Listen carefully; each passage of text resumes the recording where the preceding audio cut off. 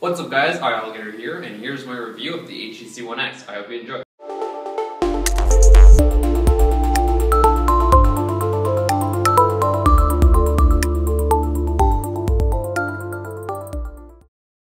Let's start off by taking a look at the specs of this phone. It rocks a 4.7-inch 1280 by 720 display, which barely falls short of Apple Retina displays, which have a 326 pixels per inch pixel density, compared to the 312 on the One X. This specific model of the One X has a 1.5 GHz dual-core Qualcomm processor with 1 GB of RAM and 16 GB of storage, which you're stuck with, as there are no expansion slots on this phone.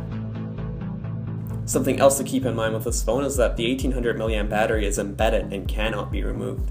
On top of the phone, you will find the power button, noise cancelling microphone, which is also used to record stereo audio in videos or just audio alone, a 3.5mm headphone jack, and the micro SIM tray. I really don't like the placement of the power button here. I often find myself having to stretch my index finger over the top of the phone to reach the power button. It would have been more accessible if it was placed more towards the back, but that shouldn't keep you from enjoying this phone. To the right of this phone, you'll find the volume controls. On the bottom, you'll find another microphone, and to the left is your mini USB port, which I'd rather have on the bottom. On the front, you'll find 3 capacitive buttons and the 4.7-inch display, which looks stunning from any angle and in almost any environment. Above the display is the earpiece and the front-facing camera in a slump, which is perfect for collecting dust. On the back, you'll find another speaker, which doesn't work at its best when the phone is sitting on a flat surface for videos or a phone call, but there is a pretty neat feature that turns the speakerphone on if you have the phone laying on its front, where the speaker is loud and clear.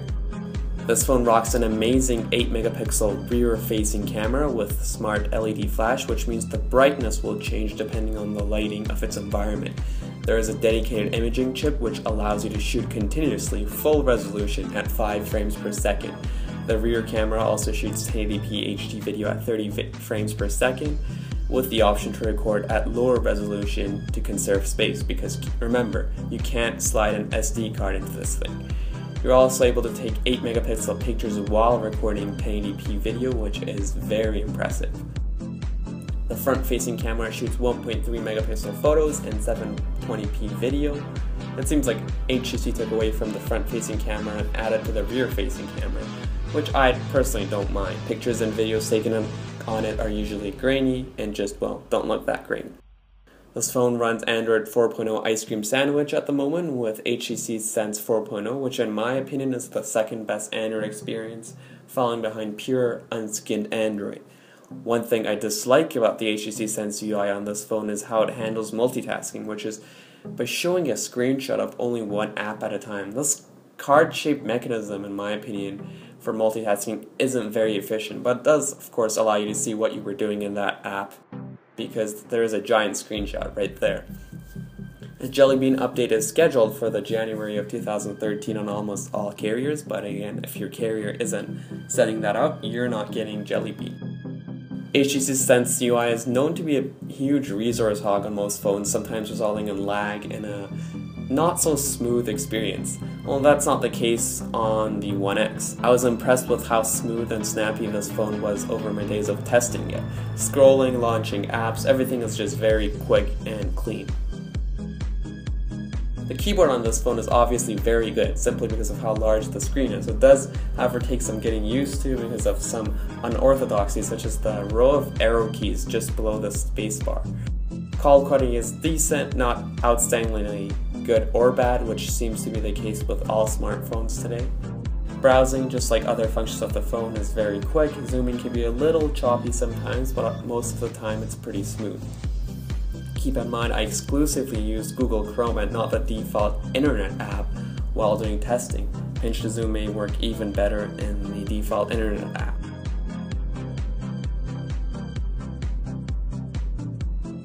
On average, the upload and download speeds are similarly high to other smartphones such as the iPhone 5, as you see here.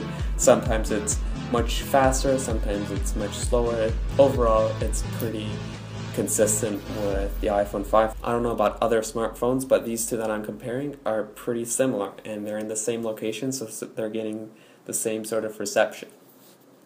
that is pretty much it, guys, for my review of the HTC One X. Let me know if you have any questions. Let me know if you have this phone and you have any opinions on it, if you're going to get it for Christmas for someone, anything. Let me know in the comments below. Follow me on Twitter at twitter.com/iAligator and Facebook at facebook.com/iAligator.